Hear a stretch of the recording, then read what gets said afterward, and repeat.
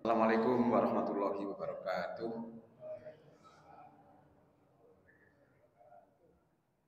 Bismillahirrahmanirrahim. Alhamdulillahi al-wahidil qahar al-mutafaridi bil jabar fi uluhiyatihi wa rububiyatihi. Waladi qala fi kitabil aziz wa'mur ahlaka bis salat wastabir 'alaiha. La nas'aluka rizqa nahnu narzuquka wal 'aqibatu lil muttaqin. Asyhadu an la ilaha illallah wahdahu la syarikalah wa asyhadu anna nabiyyana wa habibana wa sufyana Muhammadan abduhu wa rasuluhu wa khatamu nabiyyin arsalahu kafatan lil alamin alamil jinni wal insi basira wa nadhira. Faman tabi'ahu wa ata'ahu wa amila syari'atahu faqad faza fid dunya wal akhirah. Faman kafarahu alam yutiku alam yakma syari'atahu wa asahu faqad khaba wa khasira fid dunya wal akhirah. Sallallahu wa sallamu alaihi wa ala ali baitihi at-tahirin at-tayyibin wa ashabihi al-ahyar al-mustaqim wa man sara ala minhajil qawim ila yaumiddin amma ba'd. Ma'asyiral muslimin wal muslimat wal mu'minin wal mu'minat jamaah masjid Nairul Raja rahimakumullah. Kita akan melanjutkan kajian tafsir Al-Qur'an surat Al-Anfal. Yang kemarin kita sudah bahas bahwa salah satu menjadi sebab Allah menimpakan azab itu adalah karena mereka itu tidak mau beristighfar salah satunya. Kemudian mereka juga menghalang-halangi orang yang mau menuju ke Masjidil Haram karena merasa mereka itu yang paling berhak menjadi penguasa atau yang memelihara Masjidil Haram. Sementara Allah mengatakan bahwa yang berhak itu bukan mereka. Kenapa bukan mereka? Karena ciri-ciri yang berhak itu adalah orang yang bertakwa. Jadi yang berhak untuk mengelola masjid itu adalah al-muttaqun, orang bertakwa. Kemudian mereka juga menganggap bahwa karena mereka itu orang yang telah memakmurkan Masjidil Haram dengan ibadah, yaitu berupa sholat. Yang di dalam Al-Quran itu disebutkan sholat mereka itu dengan cara wa makana sholatuhum indal baiti ila muka'a wa tasdiyah. Tidaklah sholat mereka di Masjidil Haram itu kecuali muka'a. Muka'a itu bersiul-siul, wa tasdiyah, bertepuk tangan. Fadukul adzaba bima kuntum takfurun, kata Allah, rasakan azab karena kamu kufur. Jadi ayat ini maksudnya gini, apa yang dianggap oleh seseorang sebagai ibadah itu di hadapan Allah belum tentu berupa ibadah atau dinilai satu ibadah. Buktinya tadi orang kafir Quraisy menganggap mereka bersiul-siul, bertepuk tangan, kemudian mengelilingi Ka'bah itu dianggap sebagai sholat oleh mereka. Tapi Allah ternyata tidak mengakui itu sebagai sholat dan ibadah. Bahkan Allah mengancam. Ibnu Abbas meriwayatkan dalam satu hadisnya itu, ketika beliau ditanya apa atau bagaimana sholatnya orang kafir Quraisy itu yang mereka anggap sholat itu, kata beliau, orang kafir Quraisy itu dulu ibadahnya itu laki-laki perempuan bercampur telanjang. Karena menganggap kalau berpakaian itu mereka tidak berani. Karena pakaian itu kadang-kadang dipakai maksiat. Sehingga mereka nggak mau beribadah dengan pakaian yang pernah dipakai maksiat. Sehingga supaya bersih mereka telanjang. Telanjang lalu sambil bertepuk tangan, tepuk tangannya itu misalnya saya berdampingan dengan orang yang sebelah kanan saya itu tangan kirinya begini, saya tangan kanan pluk gitu ya. Sambil bersiul-siul gitu sambil berlari-lari. Itulah ibadahnya orang kafir Quraisy.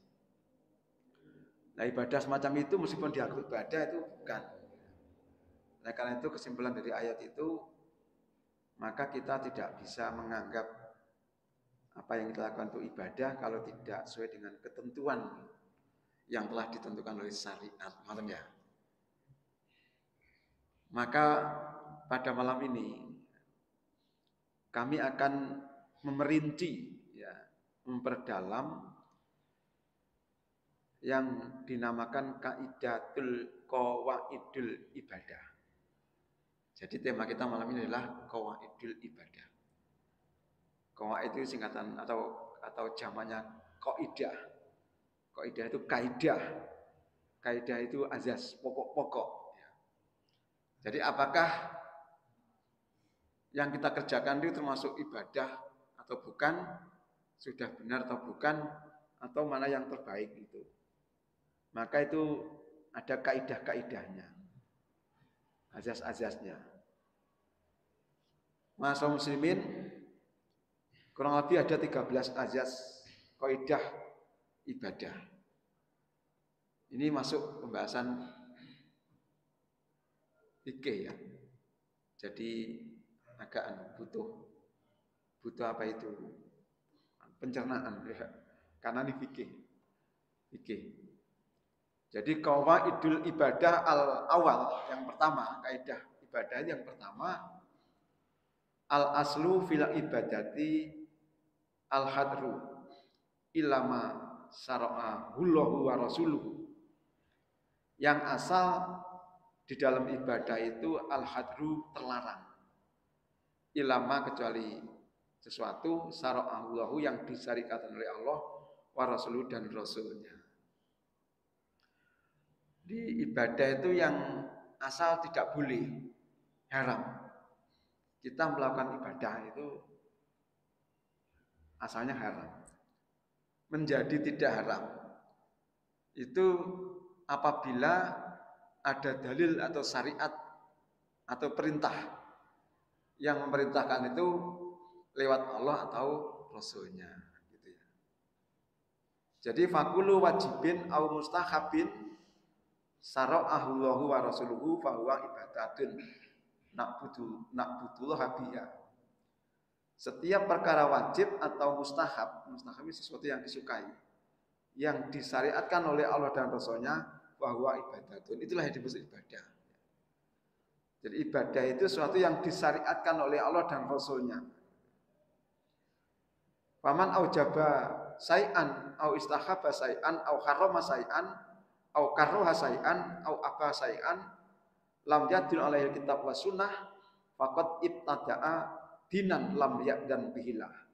Barang siapa yang mewajibkan sesuatu atau mengistihabkan sesuatu, mengistihabkan itu menganjurkan, ya, atau mengharumkan sesuatu, atau memakruhkan sesuatu, atau membolehkan sesuatu, lam yadil alaihi kitab wa sunnah, yang tidak ditunjukkan oleh kitab dan sunnah, faqad ibtada'a dinan, maka orang itu telah membuat bid'ah.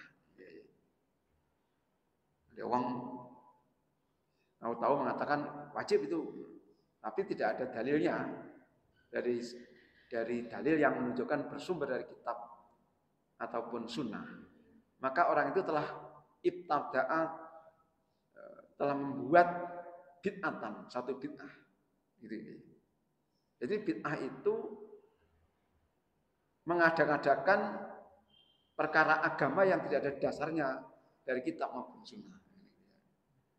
Nah, wal bid'ah fil ibadati kismani. Bid'ah di dalam ibadah itu ada dua macam. Menurut fikih yang muktabar ya. Kalau dalam mazhab Syafi'i itu ada macam-macam. Ada bid'ah wajibah, bid'ah mandubah, bid'ah hasanah. Ya. Rokok itu bisa bid'ah hasanah. Macam-macam ya.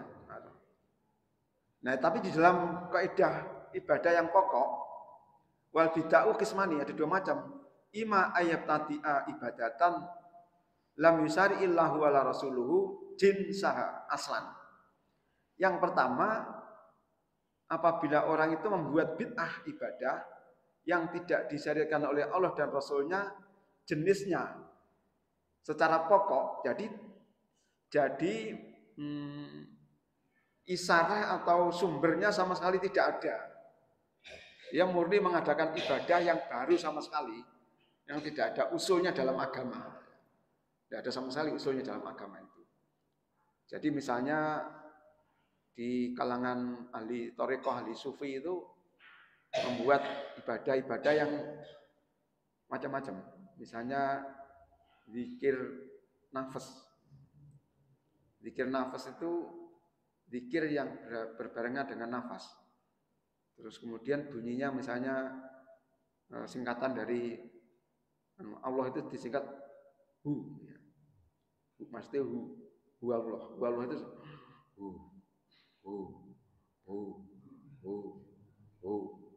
misalnya gini itu zikir nafas namanya. Itu murni dibuat tanpa usul pokok, ya. Atau namanya menciptakan berbagai macam sholat, ya. Ada sholat ini, sholat itu, sholat ini, sholat itu ya. Yang sholat itu tidak ada sama sekali sumbernya. Jadi murni membuat satu ibadah baru. Nah, ya. Itu ibadah yang bid'ah yang pokok, yang berat. Yang kedua, wa ima ayat tadi'a fil ibadah ma yughayyiru bihi ma syara'allahu wa rasuluhu. Yaitu membuat bid'ah di dalam ibadah tidak murni menciptakan usul ibadah, tetapi ibadah itu usulnya sudah ada lalu dimodifikasi. Di inovasi ya. Jadi ditambah-tambahi. Jadi misalnya sholawat itu mustahab atau masnunah atau mandub, sunnah, dianjurkan untuk baca sholawat. Tetapi sholawatnya ditambahi. Ya. Jadi misalnya sholawat munjiat. Ya. Allahumma sholli sholatan tunjina biha min jamil ahwal wal kurubat dan seterusnya itu ya. Atau sholawat nariyah misalnya. Nah, sholawat itu ada di dalam syariah Islam. Tapi sholawat ini dimodifikasi. Yang modifikasi itu murni buatan orang sendiri.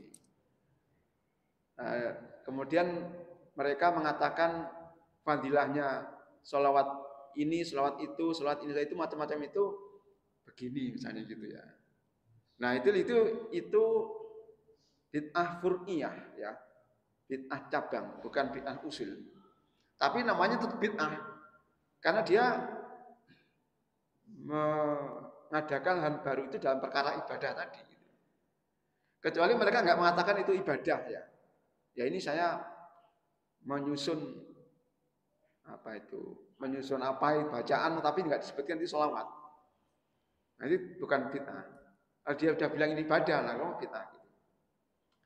Jadi karena ilat ibadahnya itulah menjadi bid'ah. Apakah ini diterima? Tidak ya. Jadi setelah sesuai dengan kaidah yang pertama itu, maka segala sesuatu yang tidak bersumber dari Allah dan Rasulnya, yang tidak disyariatkan oleh Rasulnya itu al-aslu al-hadaru, yaitu tahrim. Al-aslu fil ibadati tahrim ya. Yang asal di dalam ibadah itu haram illa madalal dalilun, kecuali ditunjukkan oleh dalil ijabuhu au mandubu au macam-macam ya. Itu ya kayaknya. Apa dasarnya di ayat An-Nisa 115 itu ya. Wa may yusakikil rasula mim ba'di ma tabayyana lahul huda wa yattabi ghayra sabilil mu'minin nuwalihi ma tawalla wa nuslihi jahannam wa sa'at masir. Barang siapa yang menentang Rasul setelah jelas petunjuk dari beliau dan mengikuti jalan orang-orang yang bukan beriman. Nah, itu ya. Jadi kan Rasul sudah menetapkan garis itu. Al-yauma akmaltu lakum dinakum wa atmamtu alaikum nikmati wa raditu lakumul islama dina. Nah, Maka kesempurnaan agama itu selesai zaman Rasul. Dan di dalam hadis sendiri riwayat Aisyah itu man amila amalan laisa amruna hadza fahuwa raddun. Barang siapa yang beramal yang bukan dari perintahku maka hal itu adalah tertolak. Maksudnya ini kaidah yang pertama. Kemudian kaidah yang kedua,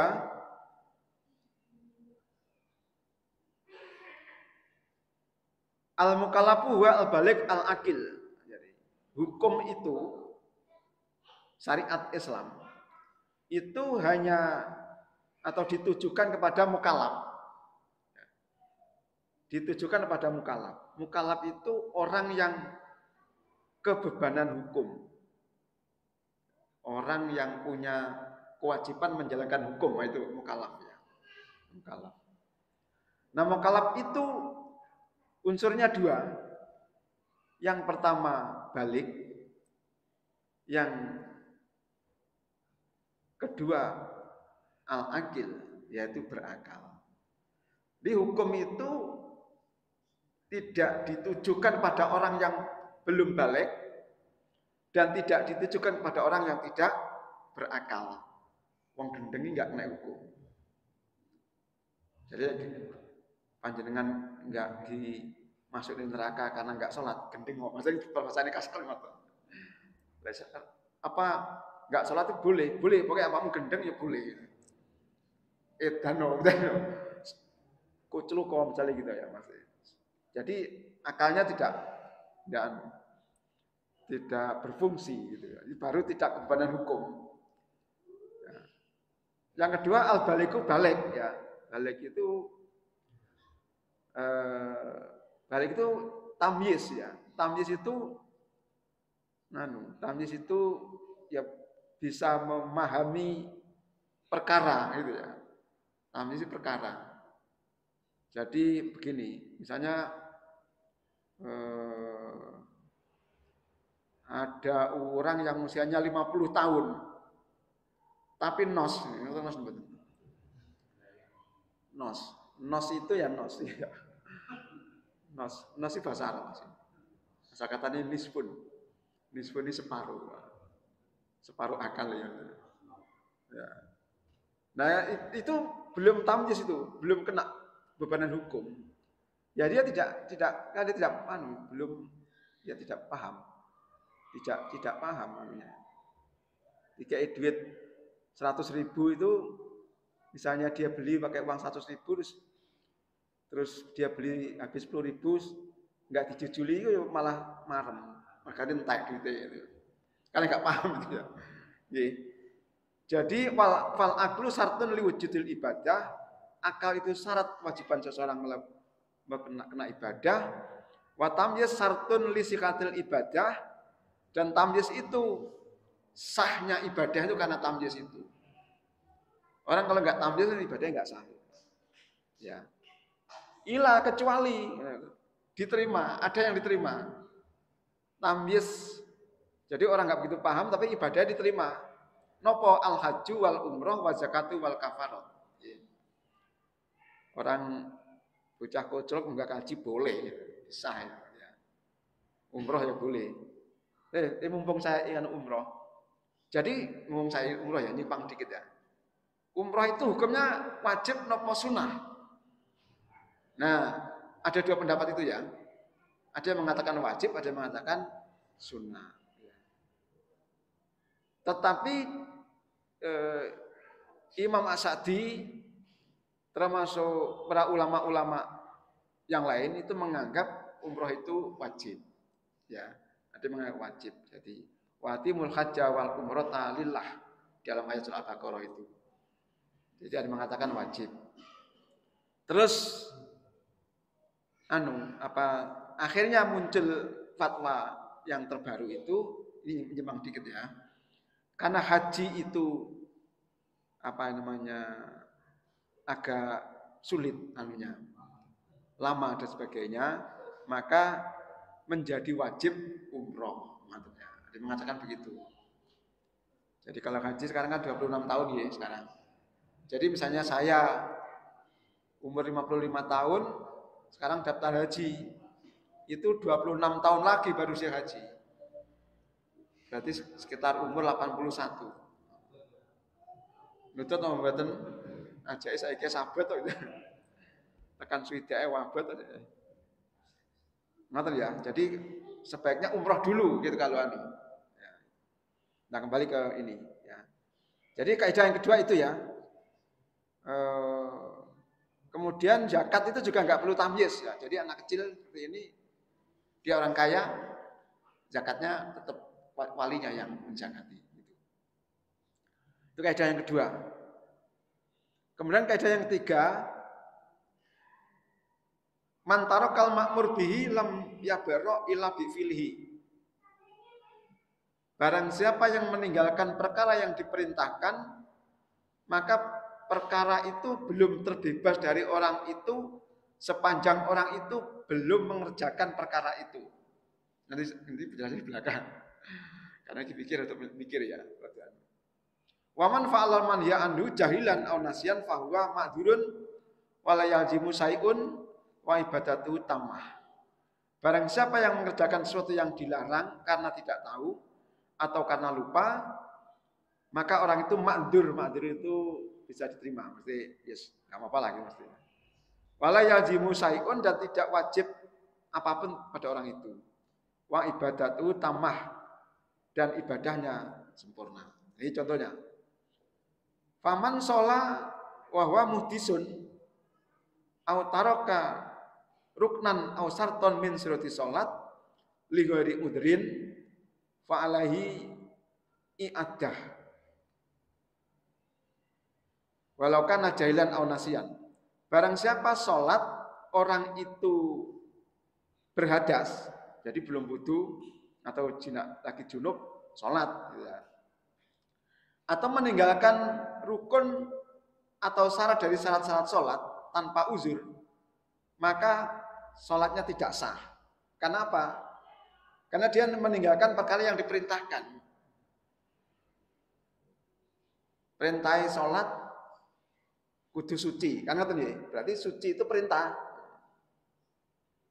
Tadi kan muhdis orang berhadas. Atau ketika dia sholat tidak membaca Fatihah, baleni gitu ya. Karena dia meninggalkan perintah gitu. Nah, meskipun orang itu lupa, ada yang mengingatkan mengulang. Wa man nasiya najasata fi badanihi au saubihi au jaliha fala yadata alaihi. Barang siapa yang lupa ada najis di badannya ya, atau di pakaiannya, atau tidak tahu hal itu, maka orang itu tidak mengulangi sholatnya. Kenapa? Karena fa'ala man ya'andu jahilan ya. Karena orang itu mengerjakan yang terlarang karena tidak tahu. Lek mengerjakan yang terlarang karena tidak tahu, maka boleh. Tapi lek meninggalkan enggak akan bebas sebelum mengerjakan. Ada najis itu kan mengerjakan sesuatu yang dilarang. Saya sholat najis ya, enggak roh, enggak ngulangi. Kaidahnya gitu. Tapi meninggalkan perkara yang diperintahkan sebelum dikerjakan tetap harus mengerjakan. Gitu. Kaidahnya gitu ya, kaidahnya. Kaidah fikihnya begitu. Ya, ini nanti berkembangnya contoh lagi, waman tarokan niat asyam lam yasih somu. Barang siapa yang tidak niat dalam puasa, puasanya tidak sah karena niat itu perintah. Waman fa'ala muftiran jahilan, barang siapa yang melakukan perkara yang membatalkan karena tidak tahu au nasyan atau karena lupa, fa shaumuhu sahihun, puasanya sah. Misalnya waktu puasa dia makan gedang selantak loro, aku poso. Itu sah puasanya. Ya, ngerti ya? Mengerjakan sesuatu karena lupa, sempurnanya ibadahnya, sempurna. Tapi meninggalkan yang diperintahkan sebelum mengerjakan tidak bebas tanggung jawabnya, mesti ngerti. Itu kaidah yang ketiga. Mudah-mudahan jenengan ingat ini ya. Yang keempat, idza khuyiral abdu baina amrayni fa aksara qaddamal aslah.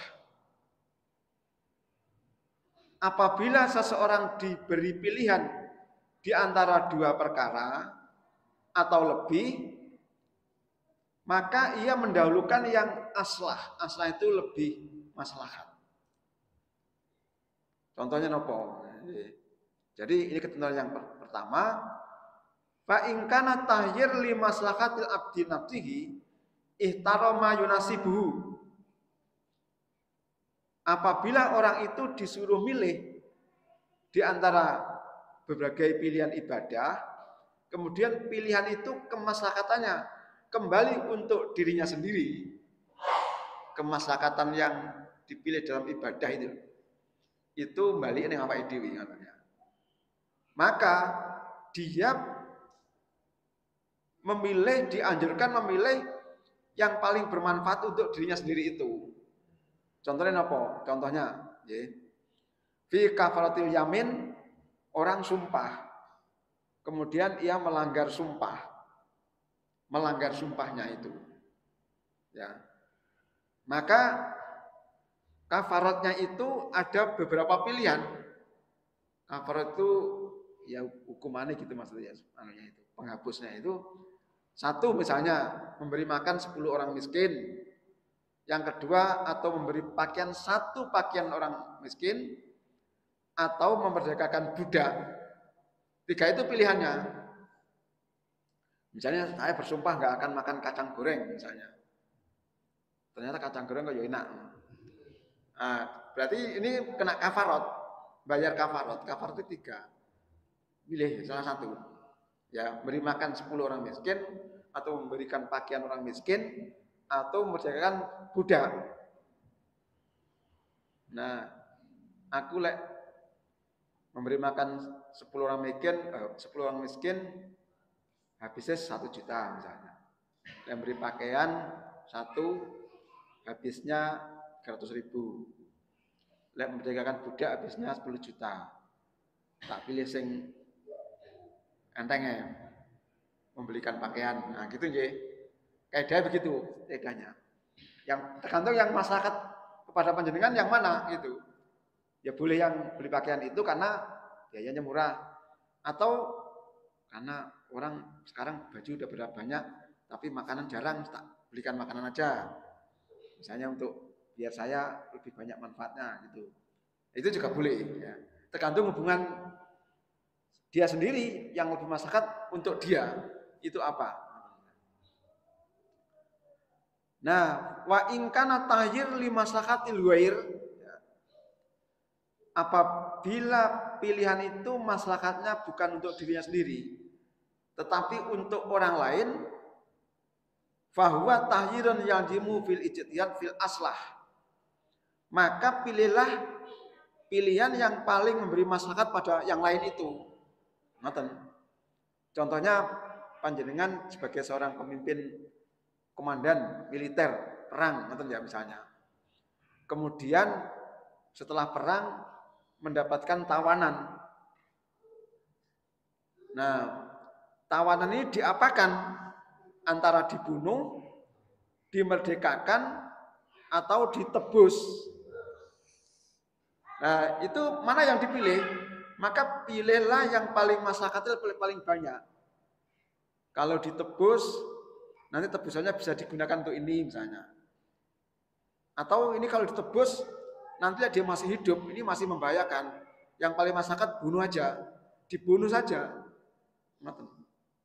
Jadi di zaman waktu perang, setelah perang perang Khandaq nih nggak salah ya. Itu orang Yahudi itu kan berkhianat, 700 orang Yahudi. Kemudian penghukumannya itu ya antara menebus atau dibunuh. Ya. Orang Yahudi waktu itu menawar supaya dia ditebus. Tapi kalau ditebus orang Yahudi itu orang yang tidak bisa dipercaya, Pak. Selalu mengingkari janji dari zaman dahulu sampai sekarang, gitu. Sampai sekarang melihat panjenengan. setiap perjanjian dengan Israel itu pasti di Lebanon, di Iran, di Gaza, di kan gitu. Perjanjian tapi mereka nyerang terus. Kan begitu. Maka waktu itu keputusan dari kaum muslimin, orang Yahudi itu 700 itu dibunuh dalam satu hari. Jadi sore-sore sampai sore itu dibunuh 700 orang. Karena yaitu pengkhianatan orang Yahudi itu tidak bisa ditolerir. Kalau diberi kesempatan akan berulang. Ya, jadi panjenengan misalnya jadi direktur atau jadi kepala nopo ya. Kemudian diberi pilihan-pilihan, maka kalau ketika pilihannya itu untuk kemaslahatan umat, pilihlah yang paling maslahat untuk umat. Nah, itu. Contoh lagi wanadiru waqaf wa waliyul yatim wal wasi wa nawihim idza ta'aradat tasarrufat ya. Jadi nadir waqaf, wali anak yatim, orang yang diberi wasiat itu maka panjenengan itu kan dalam penguasaannya itu kan bisa memberikan maslahat yang paling banyak. Jadi nadir waqaf itu tak kapak nih ya. Nah itu pilihannya macam-macam antara disewa nih atau ditanduri buah-buahan atau nopo lah. Panjenengan pilih yang paling maslahat. Maka pahalanya lebih banyak itu. Kaidah yang kelima, idza ada tahrim ila nafsil ibadah au sartiha fasadat wa idza ada ila amrin kharijin lam nafsud wa inama yang khusus sawabuha. Apabila pengharaman itu kembali kepada ibadah itu sendiri atau syarat ibadah itu sendiri, maka rusaklah ibadah itu. Apabila kembali kepada perkara yang luar, maka ibadah tidak rusak, tetapi pahalanya berkurang.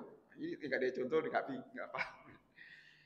Faman tawaddu'a bima'in muharramin au kamaksubin au sholla fi saubin muharramin wa alimun dakirun ta'amidun fada batolat toharatuhu wa sholatuhu. Barang siapa yang berwudu dengan air yang haram. Air yang haram itu sebetulnya air yang gosok. Gosok itu banyune tanggane rajin dipakai ngono iki. Au sholat fi saubin muharram atau sholat menggunakan pakaian yang haram. Ya, bajunya orang nggih sholat itu haram. Tanpa izin. Ya. Maka wudu yang menggunakan barang haram tadi, air haram tadi, air itu kan bagian dari unsur wudu gitu. Terus pakaian kan bagian dari unsur sholat. Karena sholat tanpa pakaian nggak sah. Tapi kalau pakaiannya itu haram, maka sholatnya batal, tidak sah. Sholatnya itu rusak. Dalam istilah hukum namanya fasah. Fasah itu batal demi hukum, nggak diakui sebagai sholat. Wudunya ya begitu kalau airnya itu air gosok. Berarti lek umroh, lek korupsi pripun, Pak? Sah napa mboten umroh? Enggak sah. Karena uangnya itu ya, uangnya itu harus uang yang halal dipakai itu. Lek di umroh nih katanya. Lek di umroh nih duit korupsi pripun? Kalau enggak ngerti enak. Ya itu begitulah ya. Itu pernah terjadi itu. Koruptor cekel TKI duitnya ngira ngumroh nih para asatid dan masyayikh, Pak. Para fudala wal kurama. Wa in kana al-ma'u mubahan wal inna'u maksuban haruma dalikal fi'lu. Ini kalau airnya itu air yang bukan air haram, tetapi wadahnya yang dipakai ngadai banyu itu barang gosok. Nah ini tetap sah wudunya. Karena wadah itu bukan bagian daripada unsur wudu. Maksudnya ini. Wudu kan butuh air. Itu anunya. Ya, wadai sing gosok wudunya tetap sah tapi pahalanya berkurang. Ya, anunya itu. Anunya itu. Wa sohat toharatuhu. Wa idza shalla rajulun wa alaihi khatimu dzahabin haruma dzalikal fi'lu wa sholatu shahihatun. Apabila salat kemudian di dalam pakaiannya itu ada emasnya, sholat bajunya dijahit taruh benang emas. Ya. Itu sholatnya sah tapi haram perbuatannya itu. Tidak batal sholatnya. Ya. Begitu. Karena emas itu tidak bagian daripada bagian sholat itu. Bukan kalau nggak ada emasnya, sholatnya masih bisa nombotan gini sholatnya, gini emasnya bisa. Tapi pakai bajunya ada emasnya. Ya. Kalau pakai gigi emas, ribun. Nah, gigi emas itu khariju sholat. Ya, nggak masalah gitu. Megerdu so itu. Ya. Nah, dipakai. Ya. Wasoimu idza tanawala say'an minal muqtirati aliman dzakiran muta'ammidan fasada shaumuhu. Orang yang puasa ya, apabila mengambil sesuatu yang membatalkan puasa dengan sengaja, ngombe misalnya, puasanya batal. Wa in fa'ala say'an minal muharramati fi haqqi shaimi wa ghairihi kal ghibah wa namimah sahha shaumuhu. Tetapi apabila mengerjakan sesuatu yang diharamkan, misalnya rasan-rasan, adu domba, maka puasanya tetap sah. Tetapi dosa, kan ada yang bilang ora sah posomu, mergane rasan-rasan. Tetap puasanya sah. Tapi pahalanya yang berkurang atau hilang, berbeda kalau kita tuh minum, itu langsung batal karena minum itu unsur bagian daripada puasa, gitu loh yang anunya itu. Nah itu anunya. Kaidah yang berikutnya, idza ta'arada mandubani, apabila dua kesunahan ada dua ibadah sunnah yang muncul gitu ya, yang muncul.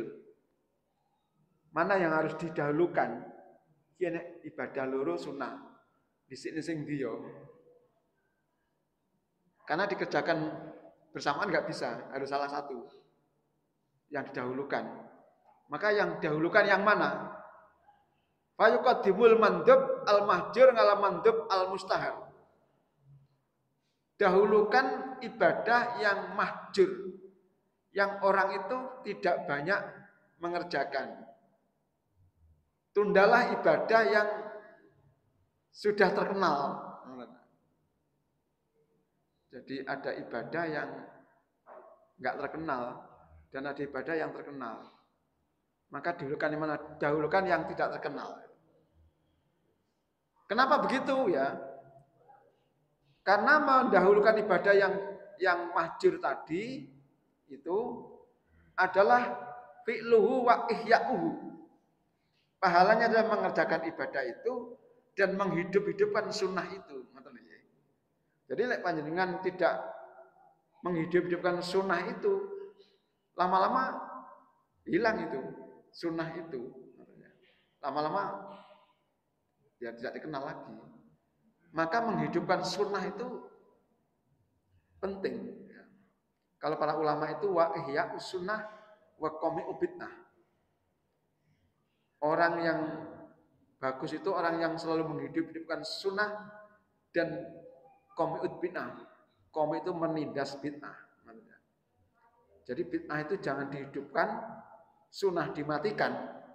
Tetapi hidupkan sunnah, matikan bid'ah. Nah di akhir zaman itu kan orang banyak yang imatatus sunnah wa itya'ul bid'ah, mematikan sunnah dan menghidupkan bid'ah. Pelaku bid'ah dianggap sebagai pelaku sunnah sebagai pelaku bid'ah. Itu di akhir zaman.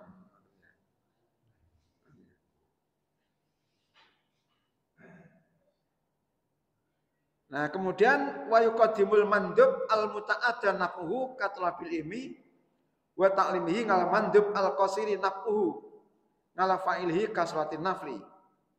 Mendahulukan sunnah yang manfaatnya itu muta'addi itu memberentek, meluas. Misalnya mencari ilmu dan mengajarkan ilmu agama itu didahulukan dibanding sunnah yang manfaatnya itu untuk pelakunya sendiri. Misalnya sholat sunnah, membaca Quran. Membaca Quran, sholat sunnah itu dapat pahala. Tapi pahalanya untuk diri sendiri. Kalau jangan mengajarkan ilmu, maka manfaat mengajarkan ilmu itu mutaati, berentek kepada orang banyak. Maka dahulukan mengerjakan sunnah yang manfaatnya lebih banyak dibanding sunnah yang manfaatnya itu sendiri. Itu anunya. Nanti saya kira sampai ini dulu. Nanti kalau ada waktu kita sambung lagi. Ya, nanti ya. Hal ini penting ya karena ya tadi loh. Jangan sampai kita menganggap ibadah ternyata bukan. Nanti intinya gitu ya. Nanti masyarakat muslimin mudah-mudahan bermanfaat untuk kita semuanya. Kita tutup dengan kafatul majelis. Subhanakallahumma wa bihamdika asyhadu an la ilaha illa anta astaghfiruka wa atubu ilaik. Assalamualaikum warahmatullahi wabarakatuh.